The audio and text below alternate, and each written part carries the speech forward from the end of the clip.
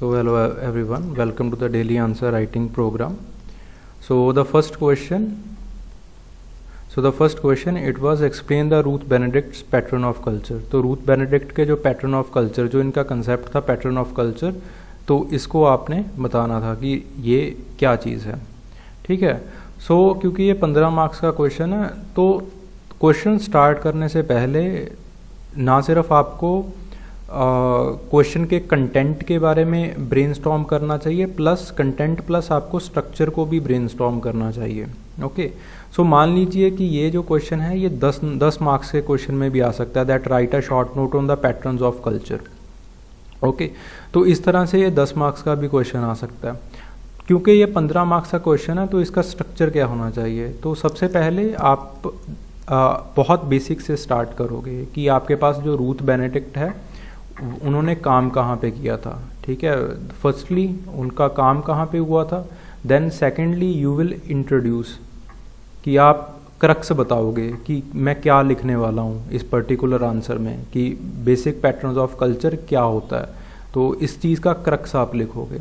And then upon this crux you will start your answer. ठीक है.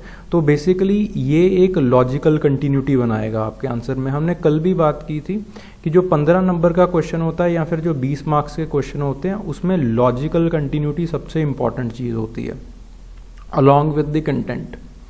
Okay. तो इस तरह से आप करोगे. So let's see.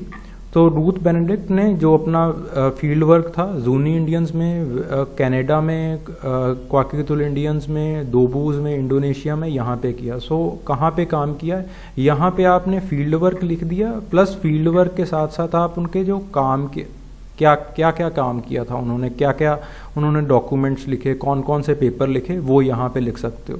तो जो उनका काम था वो यहाँ पे मिसिंग है. Then in the second question you should have written, जो आप आगे चीज़ें लिखने वाले हो. ठीक है. तो उसका एक क्रक्स आप लिख सकते हो. As per the culture as well as the personality data collected from the field work explain the culture was made on the basic and the dominant. So the pattern of the culture are made by the basic and the dominant ethos that are present in the society. Okay, good one. ठीक है. तो इस वाले ने आपको बता दिया है दिस सेट द पेस कि आगे आने वाले क्वेश्चन में, आगे आने वाले आंसर में क्या होगा. So the answer will be basically focused upon the dominant ethos, कि डोमिनेंट ईथोस आपका जो क्वेश्चन में लिखा गया है पैटर्न्स ऑफ कल्चर वो कैसा बनाएगा. So she gave the analogy of the cloth. तो इन ईथोस को बताने के लिए उन्होंने एक क्लोथ की एनालॉजी दी कि किस तरह से बेसिक जो पर्सनैलिटी है वो बनती है. तो according to her the basic ethos of the dominant society of the culture personality create eminent and recognisable patterns in the each stand. जैसे एक हर एक क्लोथ के धागे में होता है वैसे यहाँ पे भी होता है. ठीक है. वो जो सारी चीज़ें हैं वो दिखाई देती हैं. So these stands in turn वो इंटरवोवन होते हैं और फिर उसके बाद एक पर्टिकुलर पैटर्न और कॉन्फ़िगरेशन बनाते हैं, और यही कॉन्फ़िगरेशन आपकी कल्चरल पैटर्न्स को रिप्रेजेंट करती है. So this is the good one. ठीक है.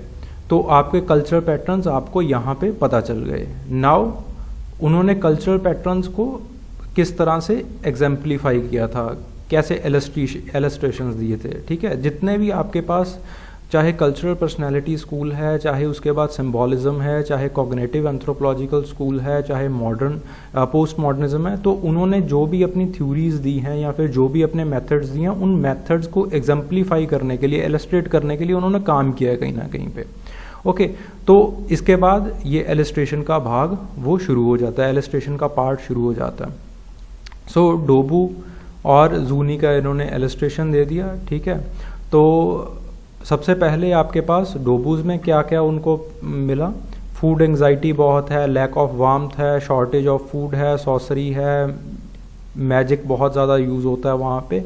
It creates the Dionysian pattern of culture. On the other hand, दूसरी ओर जूनी रेड इंडियंस में क्या है कि आपके पास इंडिविजुअलाइजेशन कम है, कोऑपरेशन ज़्यादा है. ओके. मेलिवोलेंट मैजिक वो बहुत रेयर है. Then there is communal rejection of alcohol, ये जो सारी चीज़ें हैं ये अपोलियन पर्सनैलिटी को जन्म देती हैं। देन उसके बाद आपका क्रिटिसिज्म आ गया। ओके, सो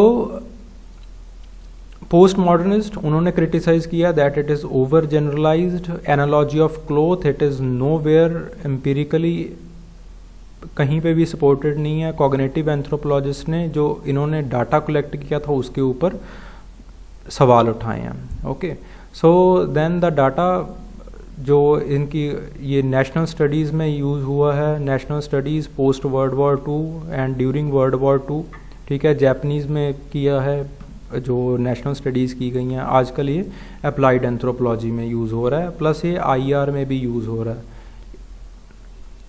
ओके, आईआर में यूज़ हो रहा है। मैकडोनल्ड्स ने इस चीज़ को, इसकी रूथ बेनेडिक्ट की मेथडोलॉजी को यूज़ किया था to see the test in the Brazilians, की ब्राज़ीलियन कौन सा बर्गर यूज़ करते हैं, कौन सा बर्गर वो प्रेफर करेंगे, ठीक है। मैकडोनल्ड्स बार बार यूज़ करता है इन्हीं चीज़ों को, ठीक है, और बहुत सारे कॉरपोरेट सेक्टर्स हैं जो इन चीज़ों को यूज़ कर रहे हैं। So you can write it here. Okay, so anyways this question is quite holistically covered, ठीक है, होलिस्टिकली इस तरह से क्वेश्चन को कवर करना है, ठीक है। So because this question was of 15 marks, let's give 8.5 marks.